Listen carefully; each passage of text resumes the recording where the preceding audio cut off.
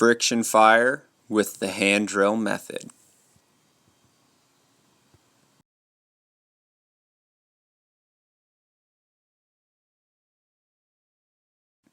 The hand drill is one of my favorite techniques, and it's basically comprised of two pieces, a drill and a fireboard. The drill is typically a flower stalk or a straight branch, like this piece of thimbleberry pictured here. This drill is about 24 inches long. Here we've got a California Buckeye fireboard that's been used once. So all you'll need is a knife, a fireboard, and a drill. What I'm going to go ahead and do is prepare my fireboard. So I've whittled it down, I've flattened it out, which isn't always necessary, but most importantly, you need to make a hole with your knife that's just large enough so that you can put the base of your drill inside of it and it's not going to pop out when you're spinning the drill. So you can see here, fits in there nicely.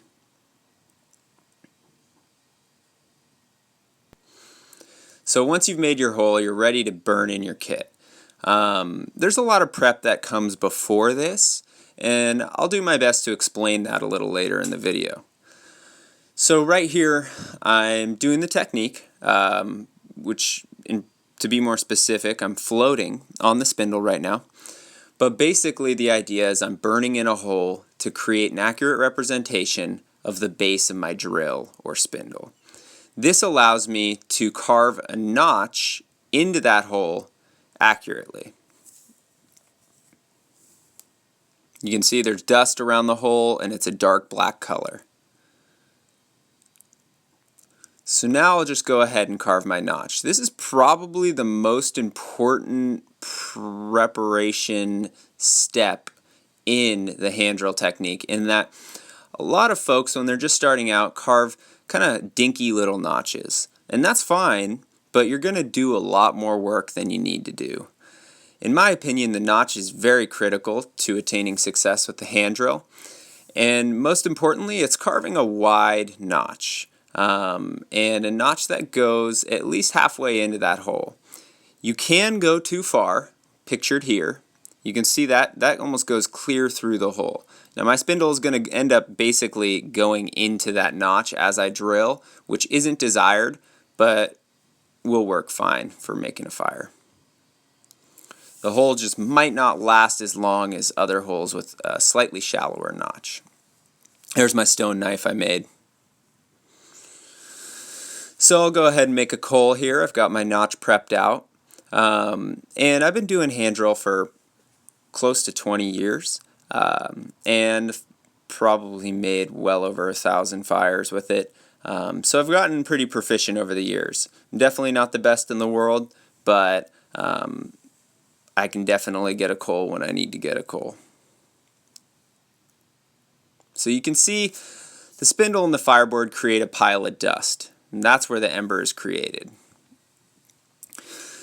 So now let's take a little look at technique, because that is probably the most important. So revisiting this picture from earlier, we can take a closer look and we can see that there's a variety of spindles and fireboards pictured. Fireboards can be basically any branch, and you can whittle it down into any shape you'd like.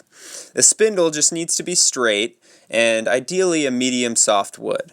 Buckeye, mullein, thimbleberry, those are all great spindles and very commonly used.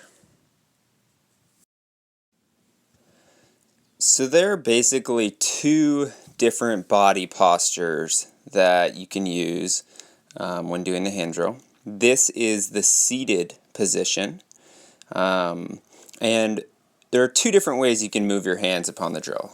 Actually more, but two major ways. And so what I'm doing here is called floating.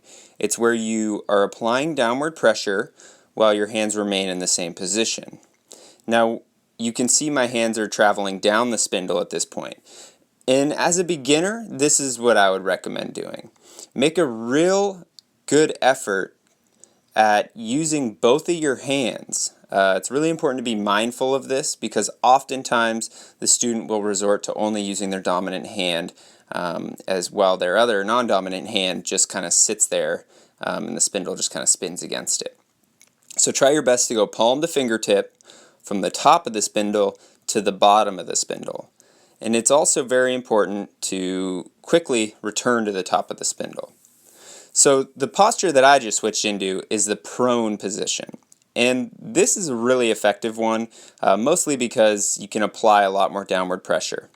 And here you can see some fancy tricks like floating up the spindle and then going back down, which can basically make it so you never stop spinning the drill and the fireboard, which can work really well if you practice a lot. Also, if you have a rock or some stakes to hold your fireboard in place, you can also just kneel and drill without having to hold the fireboard down with your hands, which is probably, from a survival point of view, the most effective.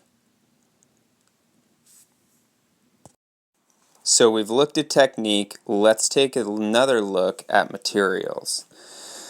Mullein, which is pictured here, is a flower stalk that is probably the most commonly used hand drill spindle throughout North America. It's an amazing plant. The first year plants typically are just a basal rosette, like the one pictured here, while the second year plants have long stalks. Your other option would be shrubs and trees. I would encourage you to look for really nice long straight branches of a nice soft wood. So pictured here is butterfly bush, which is a common ornamental and makes an incredible hand drill stalk. It often has purple flowers and flowers throughout the summer. There's just so much more I could say about the hand drill. It's an awesome technique, and I think everyone should know how to do it. If you'd like to see more from me, please subscribe.